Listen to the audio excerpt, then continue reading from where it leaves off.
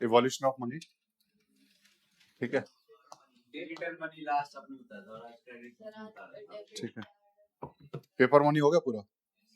नहीं बचा है उसमें बहुत सारा, पेपर मनी में भी बहुत सारी चीजें बची है। अब पेपर मनी और उसके बाद कार्ड मनी जो आपने बोला, और उसके बाद फिर डिजिटल मनी, इन तीन चीजों को हमें देखना है, ठीक है। तो हमने we started with the evolution of money. Evolution में सबसे पहले क्या था? बार्टर सिस्टम के बाद कमोडिटी मनी आया, कमोडिटी मनी के बाद मेटालिक मनी। मेटालिक मनी में जनरली हम क्या देखते हैं? कॉइन्स देखते हैं। कॉइन्स दो टाइप के हो सकते हैं,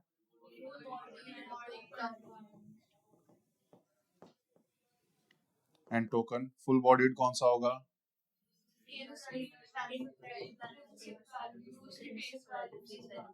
और टोकन?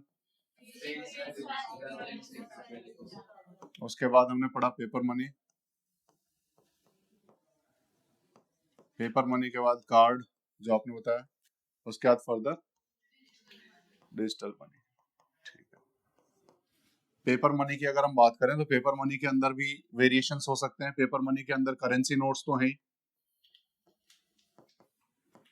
जिसके बारे में कल हमने थोड़ा बहुत पढ़ा था। ये करेंसी नोट दो टाइप के हो सकते हैं, फिएट मनी, लीगल टेंडर। उसके बाद पेपर मनी की अगर हम बात करें तो चेक भी तो पेपर मनी है। चेक क्या है? पेपर मनी, ठीक है। पेपर मनी का ही काम कर रहा है वो। डिमांड ड्राफ्ट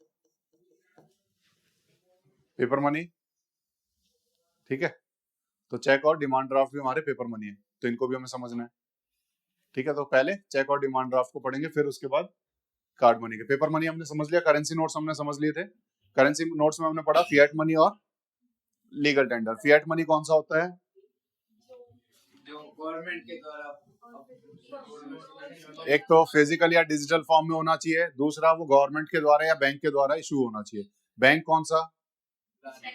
सेंट्रल बैंक, है ना। सेंट्रल बैंक किसी भी देश का, उसके द्वारा इशू किया जाना चाहिए, तो फिएट मनी होगा। और फिर लीगल टेंडर क्या होगा? जो गवर्नमेंट अप्रूव करे वो ट्रांजैक्शन, ठीक है ना, जो लीगली वैलिड हो for all the transactions, legally valid हो फॉर ऑल द ट्रांजैक्शंस, उसको हम बोलेंगे, ठीक है। उसमें हम कुछ एग्जांपल पढ़े थे, जैसे 1000 का नोट। 1000 का note is a fiat money, क्योंकि ये गवर्नमेंट के द्वारा इशू किया गया था, लेकिन बीच में इसको बंद कर दिया। क्यों बंद कर दिया? क्योंकि उस दिन मोदी जी ने क्या बोला कि this will not remain a legal tender from today onwards, कि आज से ये लीगल टेंडर नहीं रहेगा, यानी आज से इसको ट्रांजैक्शंस के लिए यूज नहीं किया जाएगा, ठीक है। This will not be a valid mode of transaction, ठीक है। क्लियर है? चलो, अभी इसी में करेंसी नोट्स में चेक्स और ड्राफ्ट के ऊपर जाने से पहले कुछ चीजें और कर लेते हैं। हमने कॉइन्स और पेपर मनी दोनों चीजें पढ़ ली। कॉइन पढ़ ली, और हमने क्या पढ़ा उसके साथ साथ? Currency notes, currency notes which are legal tender, ठीक है। हमारे देश में कॉइन्स कौन इशू कर सकता है और नोट्स कौन इशू कर सकता है? थोड़ा सा वेरिएशन है ना, थोड़ा सा चेंज करते हैं। कॉइन्स इशू करने की पावर आती है Coinage Act of 2011। Coin issue करने की पावर कहां से आएगी? Coinage Act of 2011। और कॉइनेज एक्ट ऑफ 2011 कहता है all the coins up to ₹1000। तो हमें इससे एक चीज और पता लगी कि कॉइन्स हम 1000 रुपए तक के ला सकते हैं। सिक्के कितने तक के हो सकते हैं? 1000 रुपीज तक के हो सकते हैं। Will be issued by government of India. किसके द्वारा इशू किए जाएंगे? Government of India. तो सभी कॉइन्स कहां से कहां तक? स्टार्टिंग फ्रॉम 50 पैसा। अब आप बोलोगे 50 पैसा तो बंद हो गया है ना, पढ़ेंगे थोड़ी देर में उसको। 50 पैसा से लेकर के 1000 रुपीस तक के जो कॉइन्स हैं, इसको इशू करने की पावर है गवर्नमेंट ऑफ इंडिया की। तो इसको इशू भी गवर्नमेंट ऑफ इंडिया ही करती है। क्लियर है? इशू करने के लिए गवर्नमेंट ऑफ इंडिया के द्वारा ओन्ड 4 मिंटिंग प्रेस है। क्या है? 4 मिंटिंग प्रेस है। मिंटिंग प्रेस क्या होती है? जहां पर कॉइन्स को बनाया जाता है, जहां कॉइन्स को छापा जाता है, उसको बोलते हैं मिंट। उसको हम क्या बोलते हैं? मिंट। तो गवर्नमेंट ऑफ इंडिया के द्वारा ओन्ड 4 मिंटिंग प्रेस है, जहां पर ये कॉइन्स को छापा जाता है। उसके बारे में भी थोड़ी देर में पढ़ेंगे। इसके अलावा गवर्नमेंट ऑफ इंडिया एक और चीज कर सकती है, that is 1 rupee note. 1 rupee note is also printed by government of India. इसीलिए 1 रुपी नोट को जब भी देखोगे, इसके ऊपर जो सिग्नेचर होते हैं वो फाइनेंस सेक्रेटरी के होते हैं।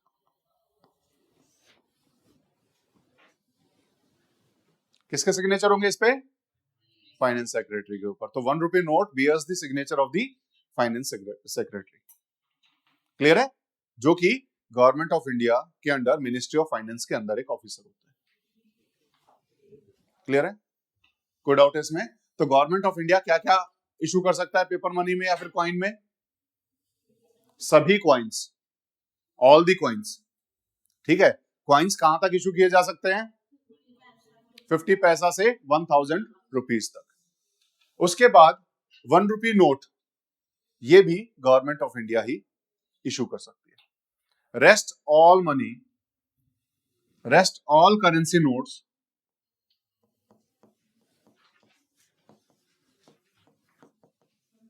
Accept rupee 1 note are issued by RBI.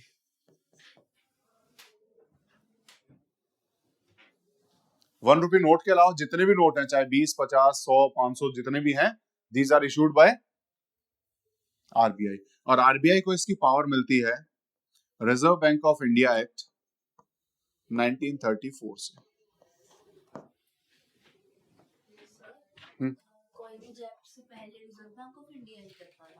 हाँ, नहीं, उससे पहले कॉइनेज की अलग ये करती गवर्नमेंट ऑफ इंडिया थी, लेकिन एक्ट अलग था। ठीक है?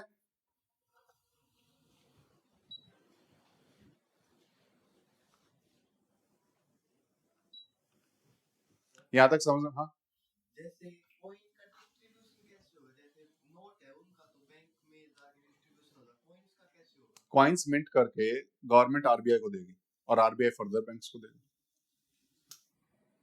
ठीक है? कॉइन्स को मिंट करके, कॉइन्स को बना करके गवर्नमेंट आरबीआई को देती है। RBI is the bank of the government. RBI क्या है? Bank of the government. तो आरबीआई उसको दे करके आरबीआई को देगी, मतलब गवर्नमेंट छाप करके किसको देगी? आरबीआई को। फिर फर्दर उसको पहुंचाने की जिम्मेदारी आरबीआई की होती है। क्लियर है? ठीक है, ये चीजें समझ में आई? कोई दिक्कत है इसमें? अब आपको पता होना चाहिए। हाँ, मिंट होता है जहां पर कॉइन्स को ढाला जाता है कॉइन्स के रूप में, है ना? कॉइन्स के शेप दी जाती है जहां पर मेटल्स को, उसको मिंट बोलते हैं। तो mint is the coin printing press. ठीक है? मिंट किसको बोलेंगे? कॉइन प्रिंटिंग प्रेस को। ठीक है, ये चीज समझ में आई? तो इसीलिए 1 रुपी नोट के अलावा जितने भी करेंसी नोट्स हैं, उनके ऊपर सिग्नेचर किसके होते हैं? आरबीआई गवर्नर के।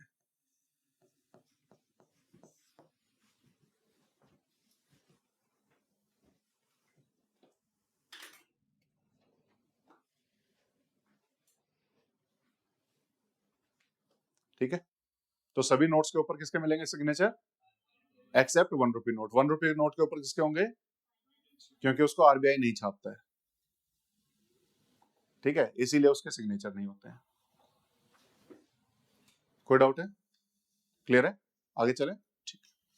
अब इसके लिए लिख लो, करेंसी नोट्स को प्रिंट करने के लिए जो प्रिंटिंग प्रेस है उसका नाम क्या है? उस कंपनी का नाम है भारतीय रिजर्व बैंक नोट। भारतीय करेंसी प्रिंट करने के लिए जो प्रिंटिंग प्रेस है दैट इज भारतीय रिजर्व बैंक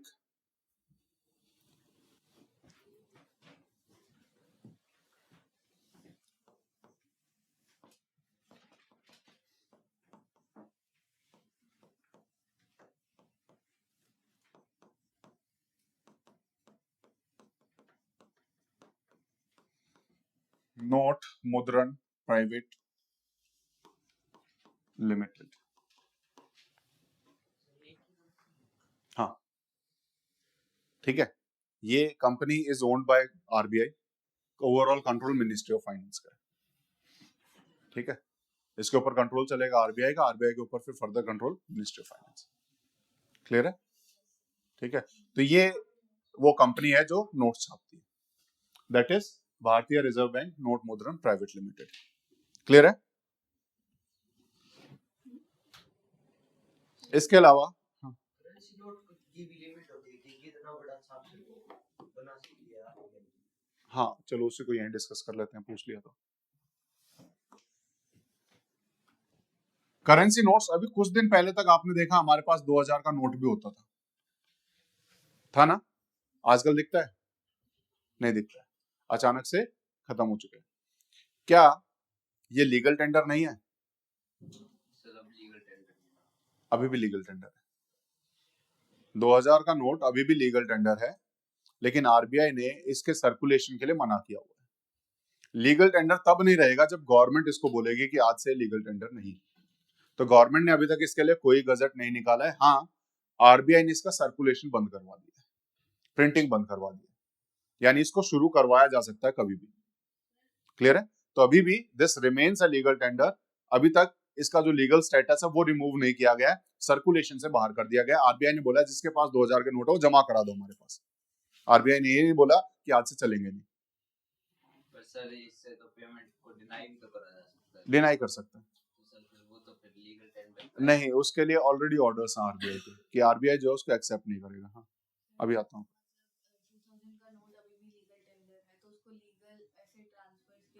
नहीं कर सकते हैं क्योंकि आरबीआई के ऑर्डर्स हैं।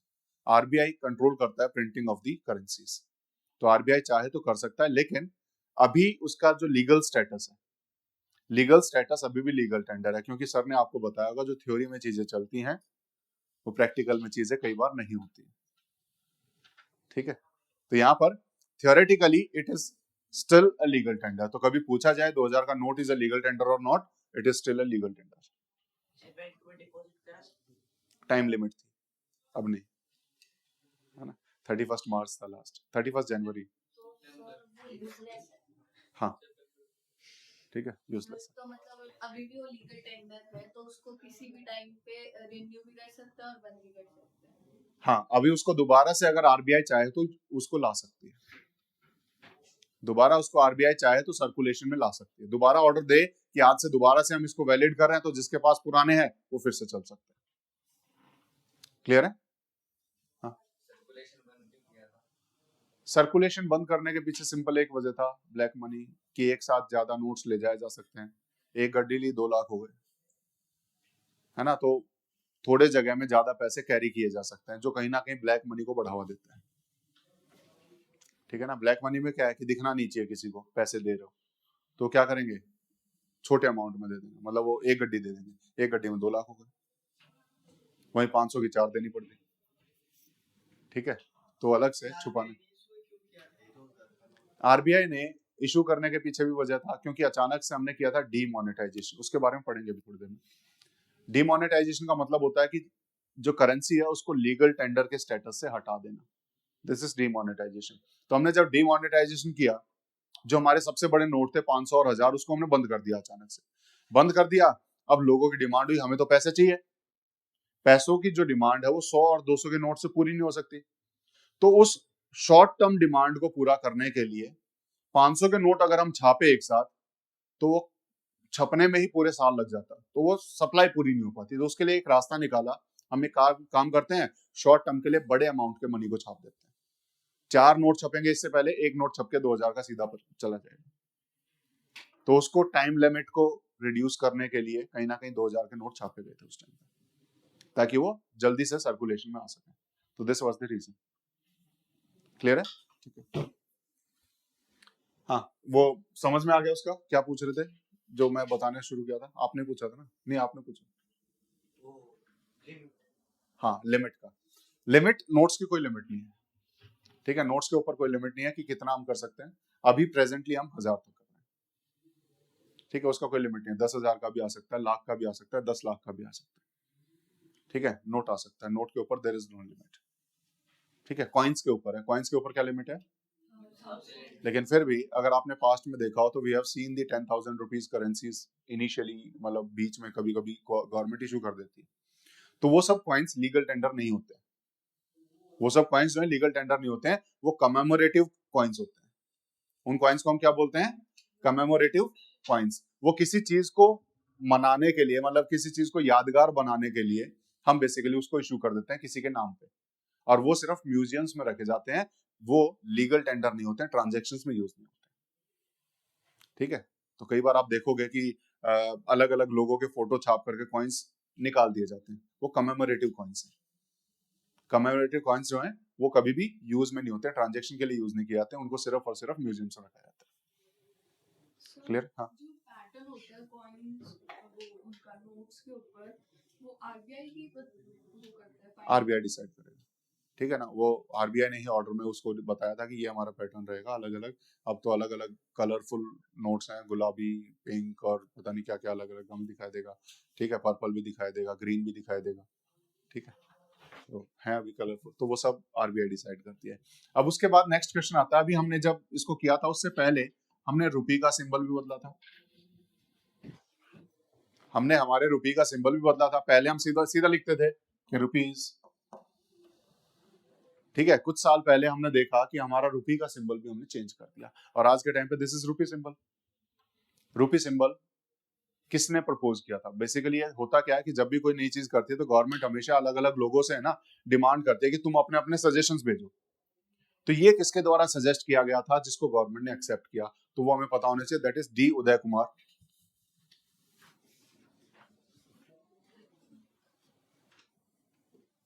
जो आईआईटी गुवाहाटी में एक प्रोफेसर है, ठीक है? डी उदय कुमार जो आईआईटी गुवाहाटी में एक प्रोफेसर है, ठीक है? उसके बाद करेंसी नोट के बारे में, जो हमारा एक करेंसी नोट होता है उसके ऊपर टोटल 17 लैंग्वेजेस में लिखा होता है। 15 लैंग्वेजेस जो लाइन वाइज दिखाई देंगी, plus 2 languages Hindi and English, ठीक है? कोई भी करेंसी नोट में कितनी लैंग्वेजेस दिखाई देंगी? 17 लैंग्वेजेस दिखाई देती है, ठीक है? तो 17 लैंग्वेज होती हैं including the Hindi and English, लिख लेना उसमें।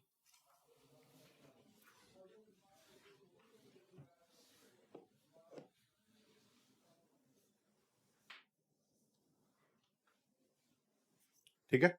अब कॉइन्स के ऊपर आते हैं। कॉइन्स के लिए जो कंपनी बनाई गई है मिंट करने के लिए, दैट इज सिक्योरिटी। हाँ, बताओ बताओ। लैंग्वेज पीछे देखो, लगातार लिखी है कई सारी, देखिए, ठीक है? उसके बाद एक और चीज लिखी होती है जो अभी बताया नहीं, उसके ऊपर भी आता हूं। एक और लाइन लिखी होती है नोट्स के ऊपर, आई प्रॉमिस टू पे द बियरर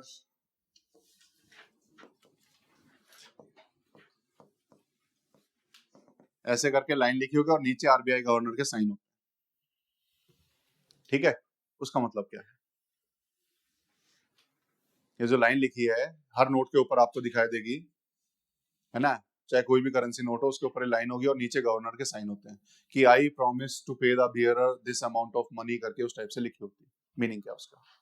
सर वो एक स्लिप सी एग्जैक्टली हमने पढ़ा था जब पेपर मनी का इवोल्यूशन हुआ था, तो एक सेठ ने नीचे साइन करके दिए थे कि ये जा करके उसको दे देना और इतने का सामान ले लेना। तो वहां पर अगर कुछ भी हो जाता है हमारे नोट को तो आरबीआई गवर्नर उसकी गारंटी देता है कि सेम करेंसी नोट आपको इसके बदले में मिल सकता है। 1000 रुपए का नोट 2 टुकड़ों में हो जाए, आपके पास वो साइन किया हुआ वो नोट है, कंप्लीट नोट है, तो आपको ये साइन के बदले में मिलेगा कि दोबारा से आरबीआई के पास जाओ, you can exchange that note. कि आपको उस नोट के बदले में चाहो तो क्या मिल सकता है, कि अगर आपको उस नोट के बदले में चाहिए तो 500 के 4 भी मिल सकते हैं अगर 2000 का नोट है, या फिर 500 के 2 मिल सकते हैं 1000 का नोट है तो, यानी उसी इक्वल अमाउंट के करेंसी नोट्स आरबीआई बदल के देने के लिए बाध्य है, जो उसने खुद लिख करके दिया है। ये उसका मीनिंग होता है। सर उस पे जो सीरियल नंबर होता है हर नोट पे, अगर वहां से वो नोट कट जाए तो मिलेगा या नहीं? फटा हुआ हिस्सा हो तो होना चाहिए साथ में, ठीक है ना, इन तो पता लगेगा कि आधा नोट मिला था वो उठा लाए, ठीक है ना, तो ये पता नहीं लगता है कि आपका ही है, तो ये पता होना चाहिए कि आरबीआई को ये आपका ही है, आप इसको वैलिड लेके आए, ठीक है ना, तो वो कंडीशंस होनी चाहिए। क्लियर है, कोई डाउट है इसमें? ठीक है, अब उसके बाद हाँ अगर अब 2000 का नोट फाड़ के आरबीआई के पास दे दे तो देंगे? नहीं देंगे, डेट जा चुकी है उसकी डेट जा चुकी है, उसकी डेट थी, ठीक है, फिक्स डेट थी। उसके बाद कॉइन्स के लिए लिख लो security printing and minting corporation of India. Security printing and minting corporation of India, क्या ठीक से लिखूं? बोल दिया करो जब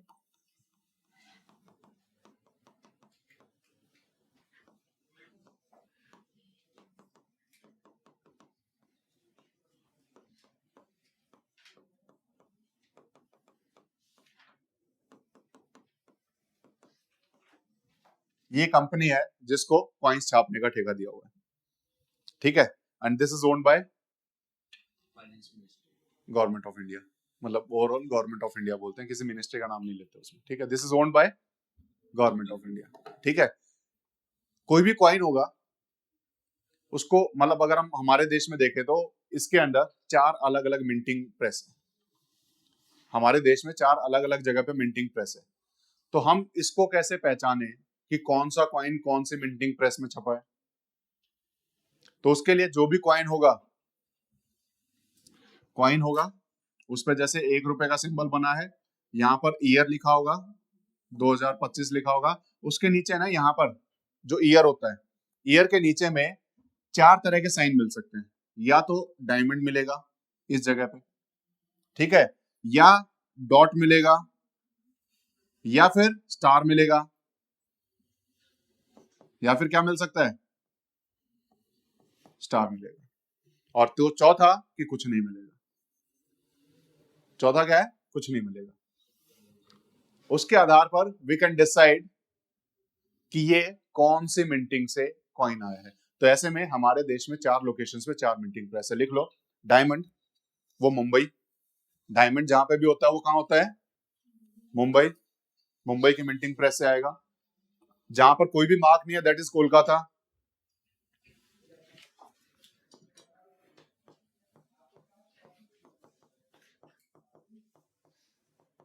कैलकाटा जिसको बोलते थे कुछ साल पहले, ठीक है। जहां पर डॉट होता है that is from Noida, Noida में भी है, और जहां पर स्टार होगा दैट इज फ्रॉम हैदराबाद।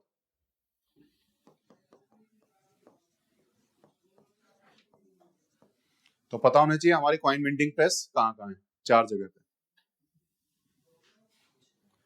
ठीक है। तो कॉइन के ऊपर या तो कुछ नहीं होगा, कुछ नहीं है तो वो क्या है? कैलकाटा। अगर डॉट है तो क्या होगा?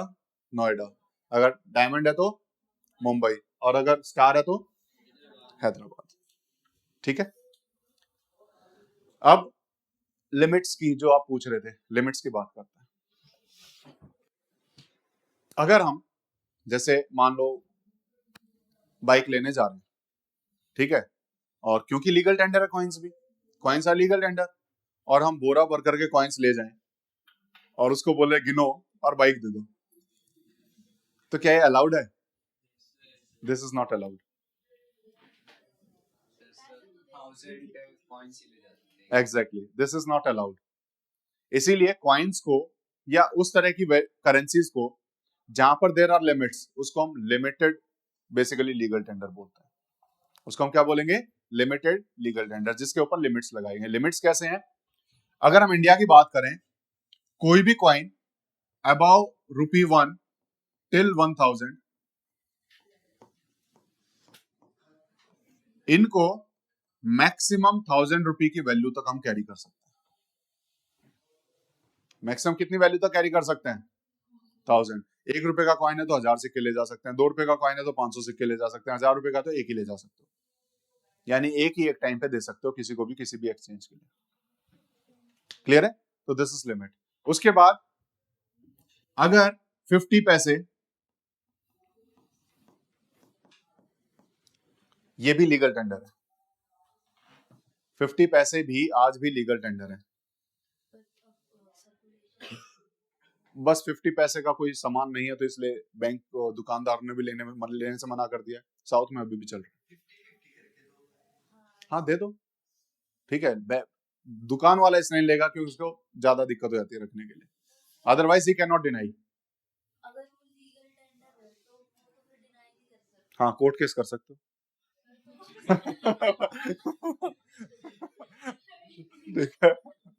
कोर्ट केस कर सकते हो अगर कोई मना कर रहा है तो, ठीक है, लेकिन कोई डिनाई नहीं कर सकता क्यों? बिकॉज 50 पैसा आज भी लीगल टेंडर है।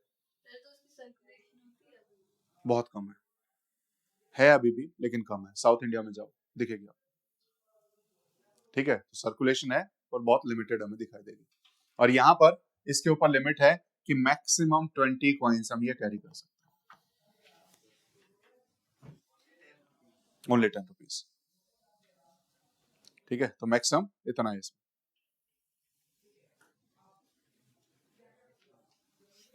क्लियर है? क्या केस करने की सोच रहे हो 50 पैसा ले जाके? क्लियर है? तो this was about the coins and the currency notes, जो पेपर मनी था। पेपर मनी में आगे चलते हैं। अभी थोड़ी देर पहले मैंने एक टर्म बोला था, दैट इज डीमोनेटाइजेशन।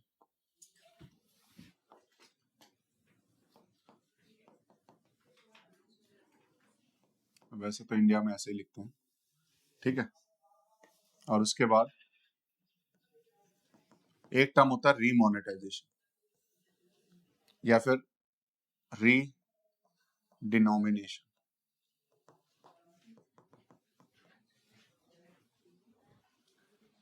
ठीक है। तो करेंसी नोट्स के बारे में ये दो टर्म भी हमें पता होने चाहिए। First is demonetization, second is redenomination. Demonetization का मतलब क्या है? थोड़ी देर पहले बोला कि करेंसी नोट्स के लीगल टेंडर को एंड कर देना, legal tender status revocation is known as demonetization. जब हम किसी भी करेंसी के लीगल टेंडर के स्टेटस को हटा देते हैं, यानी उसको इनवैलिड कर देते हैं फॉर द ट्रांजैक्शंस, तब उसको हम क्या बोलते हैं? डीमोनेटाइजेशन। की आज से नोट नहीं चलेंगे, उसको क्या बोलेंगे? डीमोनेटाइजेशन। एग्जांपल है हमारे पास कुछ 500 एंड 1000 रुपी नोट्स जो हमने कब किए थे?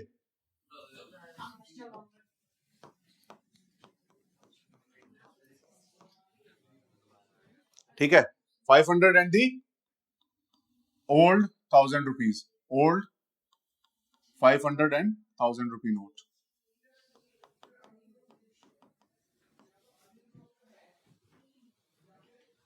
ठीक है, तो रीडिनोमिनेशन क्या होगा? 2000 रुपीस की नोट्स नहीं नहीं, रीडिनोमिनेशन कुछ अलग होता है।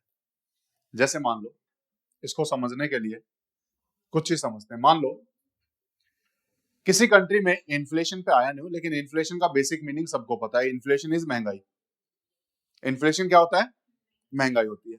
मान लो किसी देश में इतनी महंगाई हो जाए, जहां पर पहले 100 रुपए का एक ब्रेड पैकेट आता था, अब वहीं पर एक ब्रेड लेने के लिए 1 लाख रुपीस कैरी करने पड़े। होता है, ऐसा हुआ है, ठीक है। देयर आर एग्जांपल्स, ठीक है। ईरान, जर्मनी में भी हुआ है वर्ल्ड वॉर 2 के बाद, ठीक है। जर्मनी में भी हुआ है, ईरान में भी हुआ है। There are other countries also, there are various examples जहां पर इन्फ्लेशन इतना हो गई है कि 100 रुपए की वैल्यू 1 लाख रुपए के नोट के बराबर हो गई।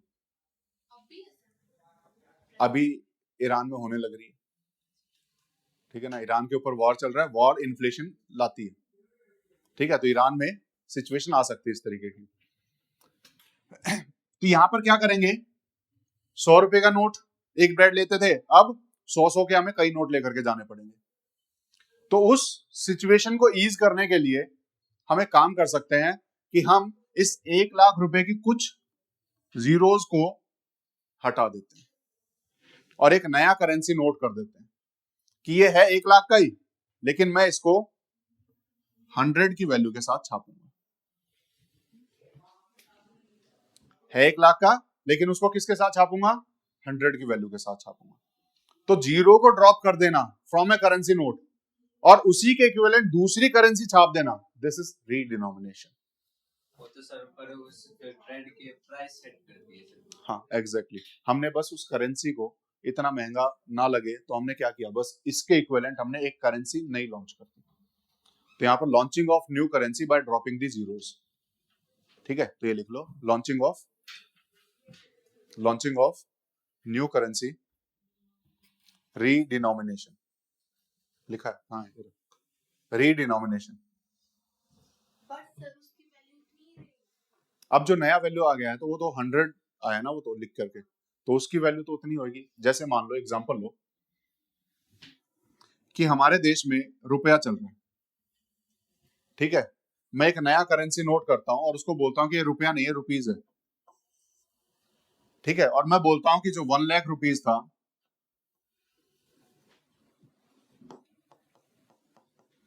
वो 100 रुपीज के इक्वल होगा। तो मैंने करेंसी नोट को ही चेंज कर दिया बाय ड्रॉपिंग द जीरोस, ठीक है, तो दिस इज रीडिनोमिनेशन, तो मतलब उसकी वैल्यू इस 1 लाख इक्वल है। तो मैंने क्या किया, मतलब हाँ दोनों, ये भी चलेगा ये भी चलेगा, चलेंगे दोनों। हाँ हमारी कंट्री में लेकिन 500 के नोट आज भी यूज होते हैं, तो फिर हमने दूसरे नोट बनाए उसके। हाँ मैंने इसीलिए वहां पर ओल्ड लिखा, ओल्ड 500 और 1000 करेंसी नोट्स वो बंद किए। हाँ आपने ये कहा था कि आरबीआई नोट्स को और सिंबल को करती है, तो सर जो अभी तमिलनाडु में सिंबल को चेंज कर दिया, दैट वाज एन इशू। वो इशू था कि कहीं ना कहीं उन्होंने बजट में इस रुपी सिंबल को ऐसे ना लिख करके उन्होंने कुछ ऐसे लिखा था, उन्होंने इसको ऐसे लिख दिया, ठीक है, जो तमिल लैंग्वेज में उनका लिखते हैं, ठीक है, तो उन्होंने इस तरीके से उसको लिखा। तो इसके ऊपर स्टेट गवर्नमेंट, मतलब सेंट्रल गवर्नमेंट ने ऑब्जेक्शन उठाया है, ठीक है, you can not change the symbol, जो नेशनल सिंबल है हमारा रुपी का। तो आप अपनी नई करेंसी कैसे लॉन्च कर सकते हो, करेंसी लॉन्च करने की पावर किसके पास है, आरबीआई और द सेंट्रल गवर्नमेंट। तो ऐसे में स्टेट गवर्नमेंट के द्वारा क्या है, तो ऑब्जेक्शंस रेज किए गए उसके ऊपर, ठीक है, तो वो इशू है, ये नया इशू हमें दिखाई देगा इसका, ठीक है। हाँ इसको रीडिनोमिनेशन को लिख लो, launching of new currency by dropping the zeros from the old currency, by dropping the zeros from old currency to normalize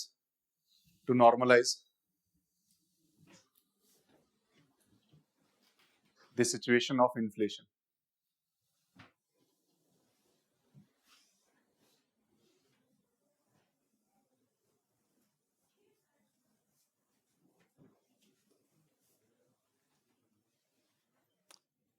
normalise the situation of inflation कहना थोड़ा सा गलत होगा, क्योंकि इन्फ्लेशन नॉर्मलाइज नहीं हो रहा है, हमने तो सिर्फ करेंसी नोट के कैरियर्स को नॉर्मलाइज किया, ठीक है, तो अभी के लिए लिख लो कोई बात नहीं, ठीक है, लेकिन एग्जैक्टली अगर हम सेंस पे जाएं तो ये सेंटेंस अपने आप में गलत हो जाएगा, क्योंकि कहीं ना कहीं हमने इन्फ्लेशन को कंट्रोल नहीं किया, हमने तो करेंसी को चेंज कर दिया सिंपल, ठीक है, क्लियर है, ठीक है। अब हम चलते हैं हमारे पेपर मनी के अगले टाइप पे, दैट इज चेक, ठीक है। चेक क्या होता है और डिमांड ड्राफ्ट से कैसे अलग है, दोनों को साथ ही पढ़ लेंगे लगभग।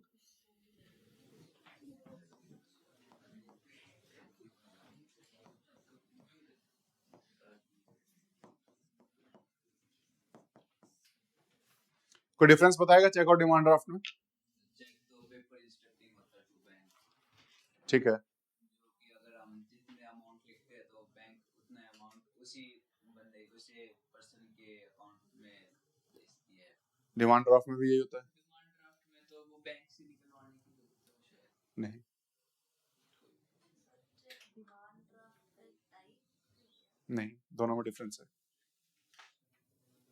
दोनों में डिफरेंस है। बेसिक डिफरेंस समझो।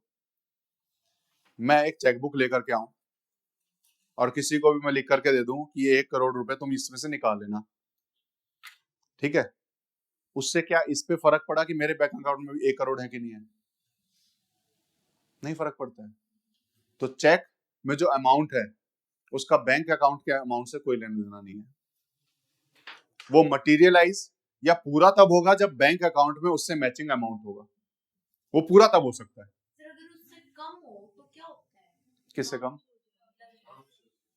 उसके ऊपर आऊंगा, उसके लीगल स्टेटस के ऊपर भी आता हूँ थोड़ी देर में, ठीक है। उसके लिए हमने इंस्ट्रूमेंट्स एक्ट लॉर्ड रिपन के द्वारा, ब्रिटिशर्स के द्वारा लाया गया था, वो पढ़ना है, अभी थोड़ी देर में आता हूँ उसमें, ठीक है। तो यहाँ पर एक बेसिक डिफरेंस समझना कि चेक के ऊपर अगर एक अमाउंट कुछ भी लिख दिया है, इससे फर्क नहीं पड़ता कि बैंक अकाउंट में उतना अमाउंट है कि नहीं। ये तो मैं अपनी मर्जी से कोई भी अमाउंट लिख सकता हूं क्योंकि ये मेरी अथॉरिटी है। लेकिन डिमांड ड्राफ्ट जब भी देना है आपको किसी को, उसके लिए मैंडेटरी है कि उतना अमाउंट आपके बैंक में होना चाहिए। क्यों मैंडेटरी है? क्योंकि पहले ही बैंक इस डिमांड ड्राफ्ट को इश्यू करने से पहले आपसे वो पैसे ले लेता है। डिमांड ड्राफ्ट बनवाने गए हो कभी बैंक में?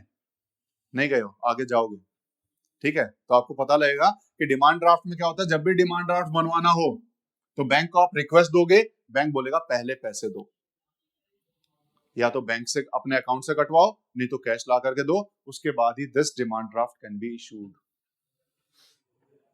ठीक है। This can be issued irrespective of the amount in the account. Clear है? तो दिस इज नहीं आया समझ में? जैसे मान लो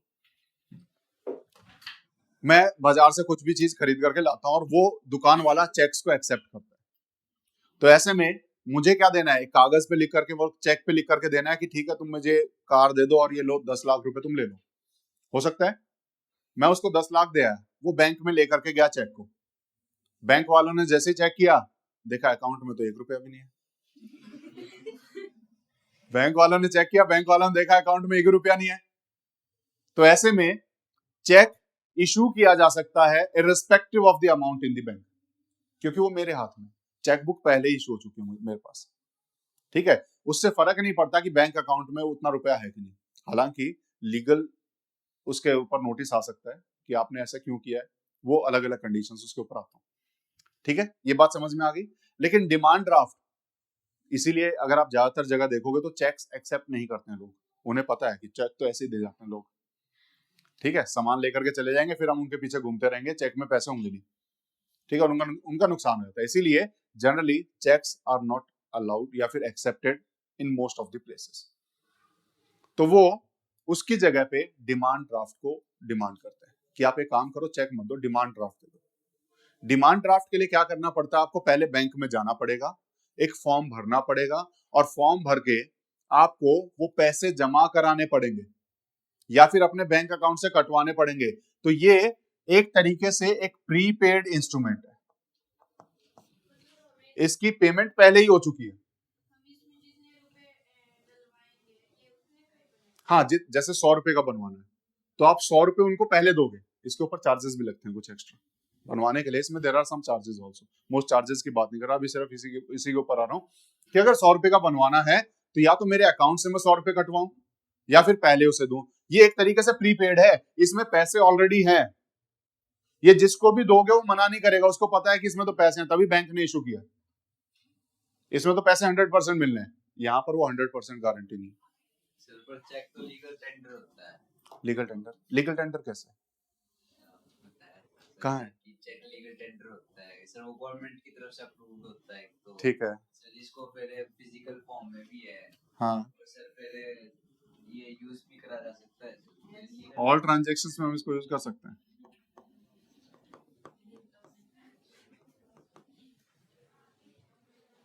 can it be used in all the transactions?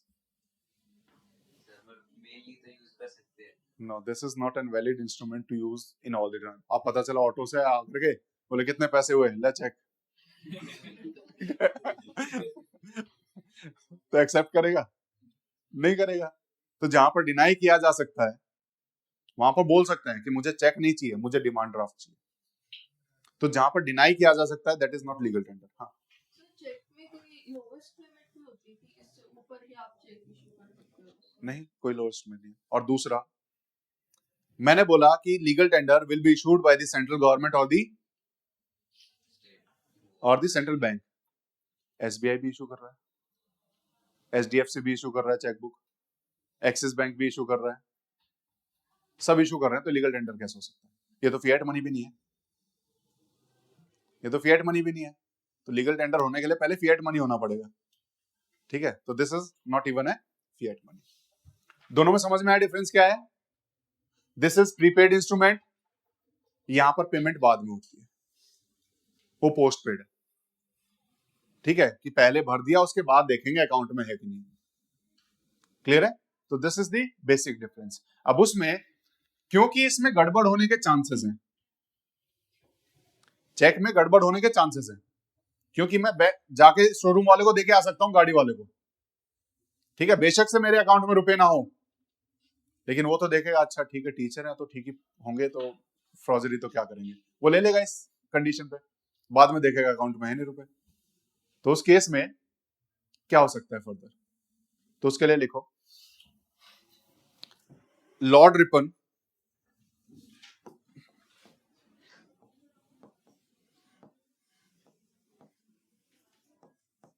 ने 1881 में एक एक्ट लेकर के आए थे जिसको हम बोलते हैं नेगोशिएबल इंस्ट्रूमेंट्स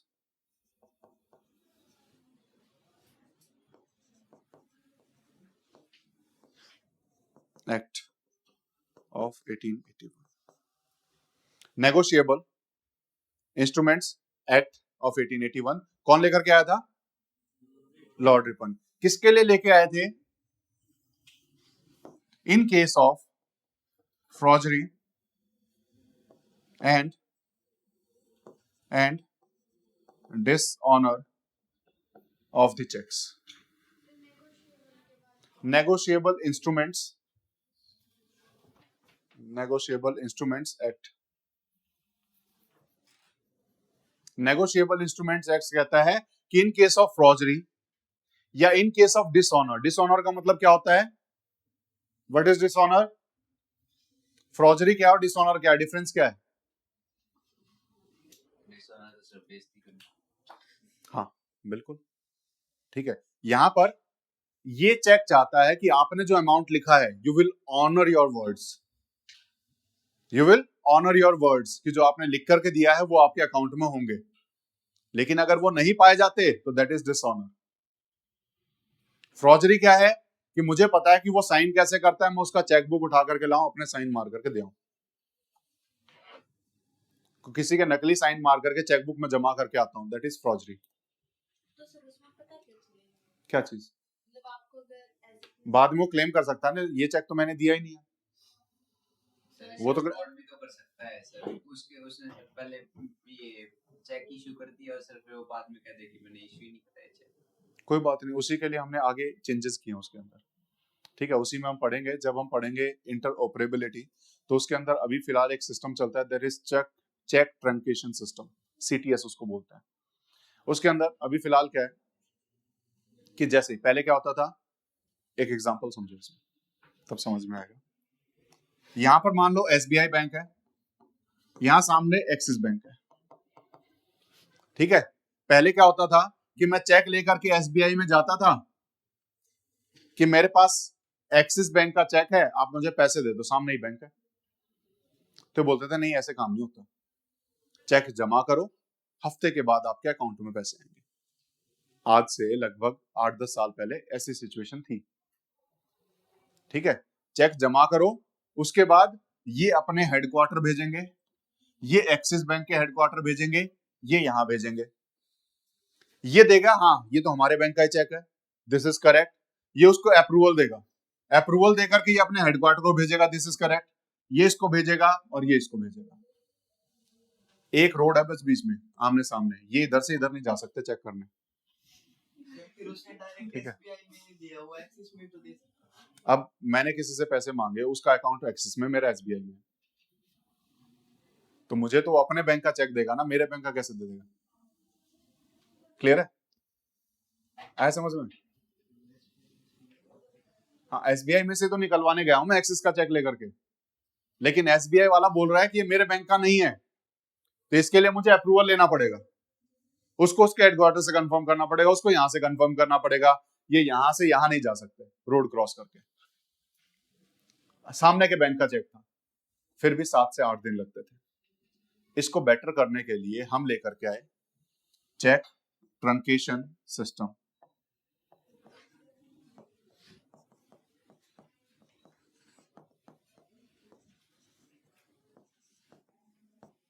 अब इसमें क्या होता है, चेक नहीं भेजना, मशीन में चेक एंटर करते हैं, उसकी इमेज क्रिएट होती है, वो इमेज सर्कुलेट होती है, वो इमेज डायरेक्टली मतलब इसके पास जाएगी, इसके पास जाएगी, इसके पास जाएगी, थोड़ा फास्ट हो गया। ठीक है, अभी हमने उसको और भी फास्ट कर दिया, सेम डे हम अभी इस बार से 1 अप्रैल से लागू करने के लिए आरबीआई ने बोला है कि सेम डे में, चाहे किसी भी बैंक का हो कोई फर्क नहीं पड़ता, अगले दिन भी मत करो, सेम डे में आपको करना है। अभी इस बार से किया 1 अप्रैल से। ठीक है, इसमें हमने एक और चीज हमने इम्प्लीमेंट क्या किया है, इस फ्रॉजरी को रोकने के लिए जो हो रही थी उसके लिए हमने एक सिस्टम इंप्लीमेंट किया कि जैसे कोई भी एक पर्सन, मान लो मैं हूं, ठीक है, मैंने कोई भी चेक इशू किया किसी भी थर्ड पर्सन को, और वो चेक किसी सर्टेन अमाउंट से ज्यादा है, जैसे अगर उसकी वैल्यू 50,000 से ज्यादा है, वो पर्सन उस बैंक को लेकर के जाएगा, मतलब चेक को लेकर के जाएगा बैंक में। ठीक है, उस केस में हमेशा मेरी ये ड्यूटी है कि मैं इस चेक का फोटो खींचूं और अपनी ऐप पे अपलोड करूं कि मेरे द्वारा इशू किया गया चेक। अब जब भी उस बैंक के पास वो चेक आएगा, वो साइट ओपन करेगा और देखेगा कि इस चेक को अपलोड किया है कि नहीं, ओनर ने नहीं किया। अगर नहीं किया है, दैट मीन्स वो कोई और चुरा करके लेकर के आया है। तो ये सिस्टम अब हमने किया है फ्रॉजरी को रोकने के लिए। ठीक है ना, पिछले साल या उससे पिछले साल ही आया है। ठीक है, अभी तक फ्रॉजरी केसेस चल रहे थे। सर बाय चांस कोई भूल गया अपलोड करना चेक की इमेज, तो फोन आएगा कि ये आपका ही चेक है कि नहीं। ठीक है, अगर है तो अपलोड करो, बिना अपलोड किए they will not clear that cheque. अभी उसके लिए लिमिट 5 लाख की है, मैंने 50,000 लिख दिया है, तो जाएगा वो बैंक खुद लेकर के बताएगा कि हाँ मेरा ही है। ठीक है, तो ये कंडीशन है। ठीक है, क्लियर है? ये लिमिट मैंने 50,000 लिख दी है, ये वेरी करती है बैंक टू बैंक। जो नॉर्मल लिमिट है आरबीआई के द्वारा दैट इज 5 लाख। उसके अलावा हर बैंक अपनी अलग कम भी कर सकता है। कुछ बैंक ने 50,000 की हुई है, कुछ बैंक ने लिमिट क्या की हुई है, 50,000 की हुई है। क्या हुआ? क्लियर है? मिनिमम 5 लाख, मैंने 50 बोला क्या? 5 लाख मिनिमम, अगर वो 5 लाख है, ठीक है, तो उसमें आपको कंपलसरी है, करना ही करना है। उससे कम में आप चाहो तो कर सकते हो, नहीं चाहो तो नहीं कर सकते।